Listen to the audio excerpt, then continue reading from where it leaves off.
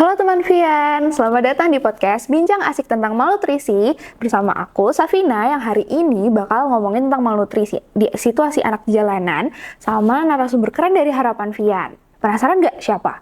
Ya udah, nggak usah lama-lama, langsung kita panggilkan aja Mas Didin. Yeay. Halo, Mas. halo, Apa Afina. kabar? Silakan duduk Mas, silakan duduk. Wah, apa kabar Mas?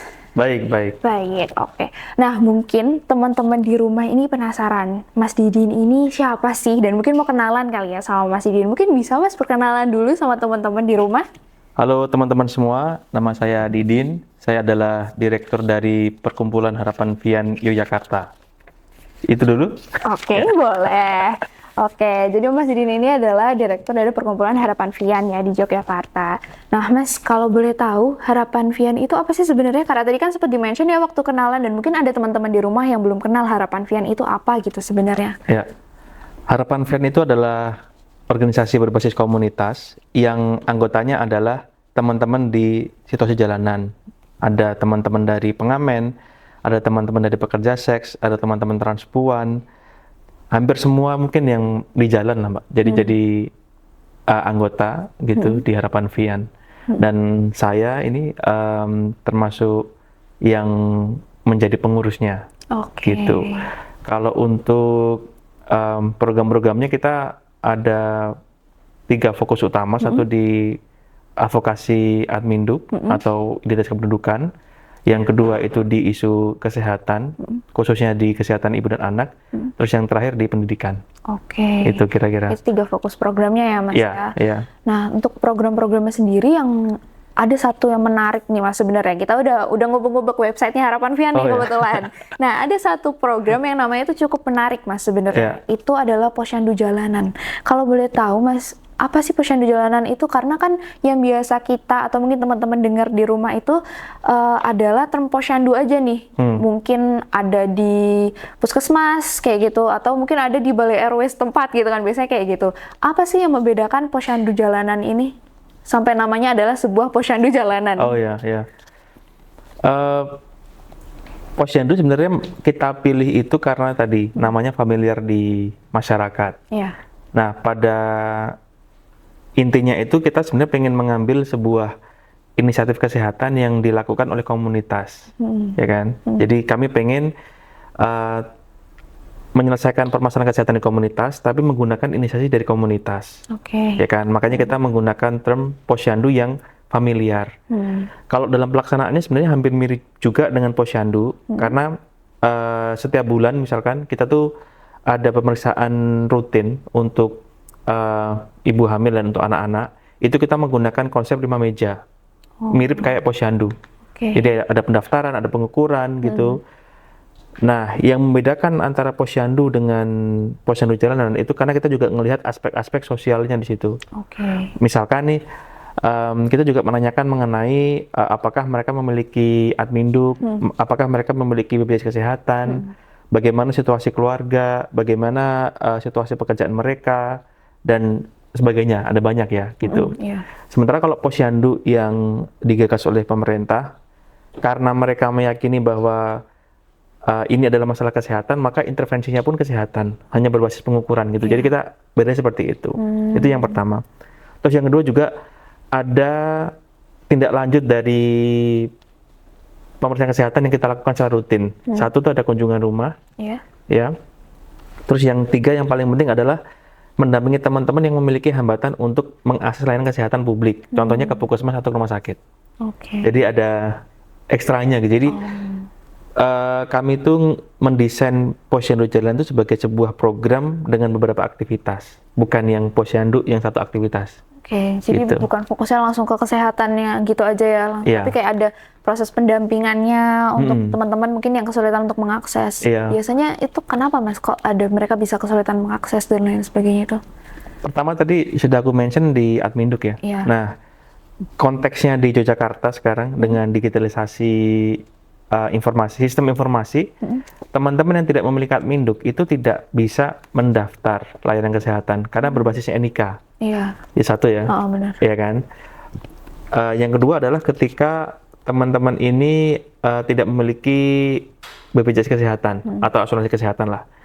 Biaya di Puskesmas misalkan ya, pendaftaran cukup tanda kutip tidak bisa dijangkau karena misalkan pendaftaran 20.000, belum obat, belum juga lab dan sebagainya. Kalau dia punya BPJS kan bisa gratis ya, tapi kalau tidak punya BPJS dia harus membayar sekitar seperti itu.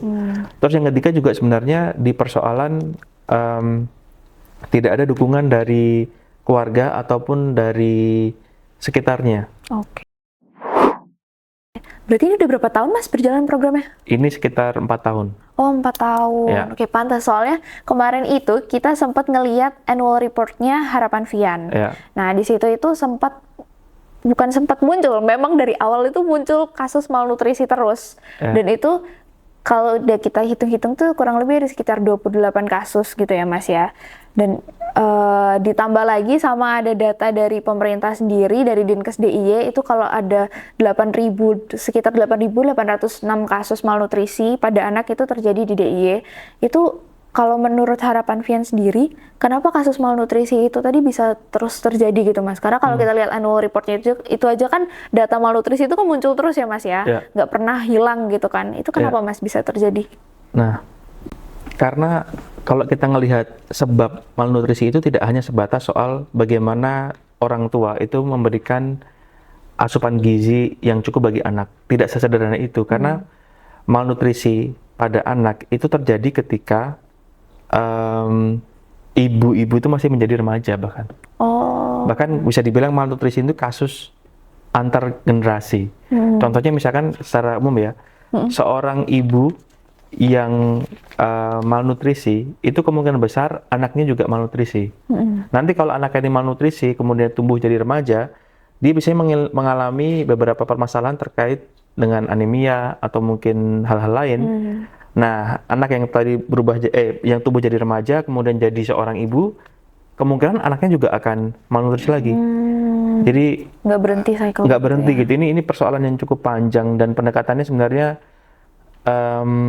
harus komprehensif dari siklus kehidupan manusia gitu. Tidak bisa hanya kemudian ada kasus malnutrisi, programnya adalah intervensi gizi, itu tidak cukup. Oke. Ya.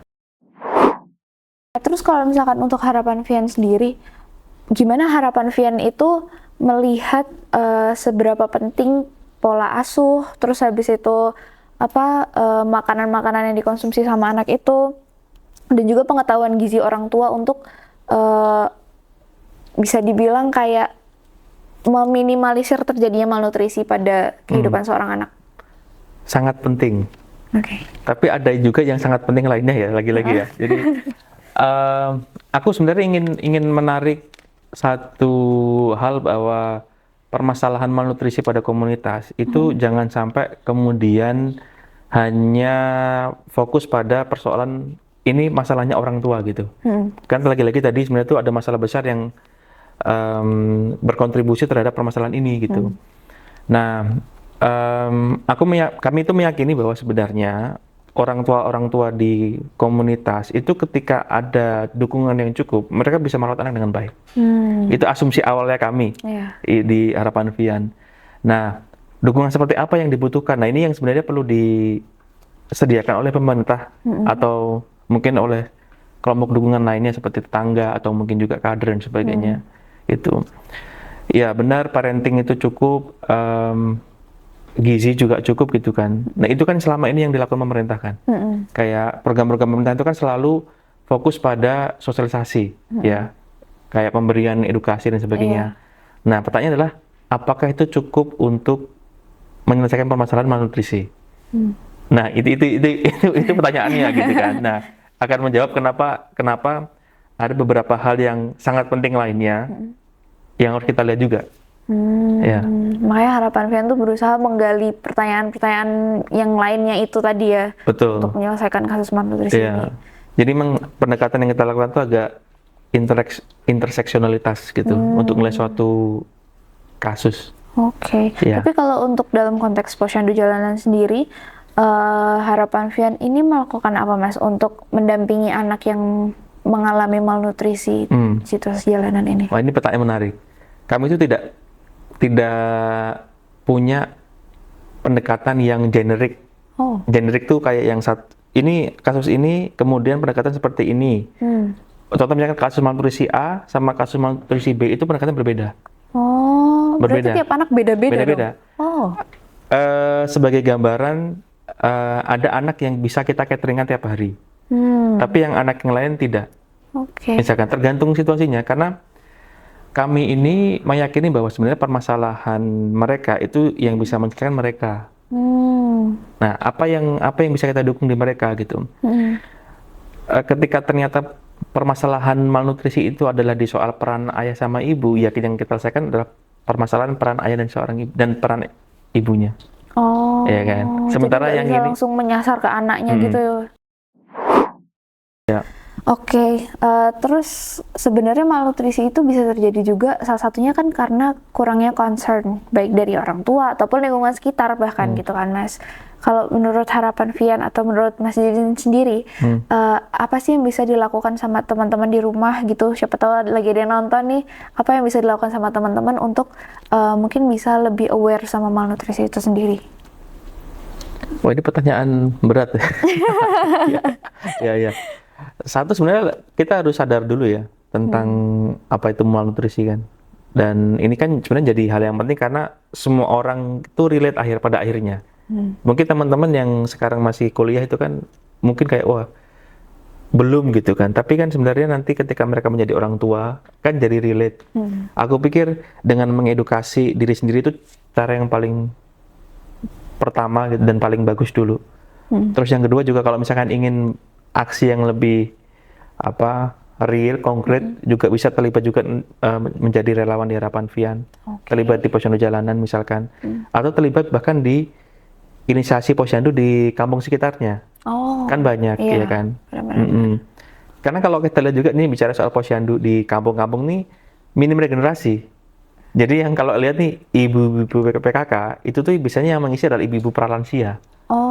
Yang muda-muda nggak ada. Iya benar-benar juga sih. Nah ini kan jadi hal yang penting untuk dilihat secara bersama bagi orang-orang muda gitu, ya untuk turut andil lah. Iya, gitu ya. Seperti itu.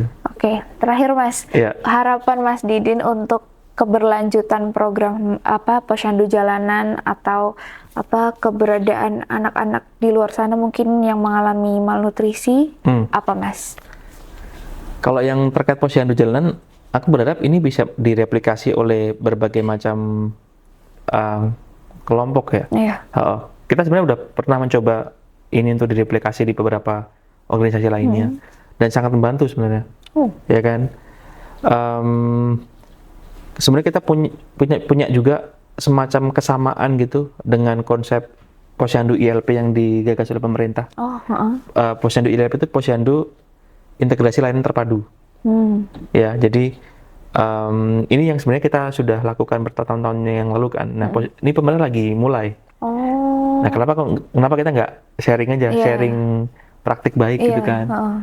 Itu untuk posyandunya. Supaya apa? Supaya ya tadi lagi-lagi desainnya adalah ketika ada permasalahan kesehatan, jangan lupakan juga soal aspek sosialnya, gitu. Nah, kalau harapan untuk anak-anak yang memiliki permasalahan malnutrisi ya, pertama mereka mendapat dukungan cukup ya. Selama ini kan dukungannya menurutku kurang gitu. Ya, dan jangan hanya melihat pada persoalan pola asuh orang tua. Ini agak besar nih ininya. Iya, itu kayaknya pelajaran buat aku juga itu kan. Iya, jadi itu. Oke. Jadi kayaknya segitu dulu untuk episode hari ini. Untuk teman-teman di rumah, mungkin semoga sudah terpapar informasi yang sangat amat keren ini. Semoga lebih concern lagi tentang malnutrisi ya, sehingga cycle malnutrisi ini mungkin bisa diputus kali ya sama teman-teman yang nonton di rumah, karena udah lebih sadar lagi. Dan tadi sedikit mengutip perkataannya Mas Didin, ternyata malnutrisi ini tuh bukan cuman soal makan apa, bergizi atau apa, tapi juga ternyata ada permasalahan sosioekonomi yang sebenarnya harus kita dalami lagi gitu. Jadi kita nggak bisa langsung ngejudge orang tuanya juga, ya itu pelajaran buat saya juga sih sebenarnya. Semoga teman-teman bisa memahami informasi yang kami bagikan di podcast ini. Gitu Mas Didin dan teman-teman, kalau gitu kita tutup podcastnya. Terima kasih, sampai jumpa.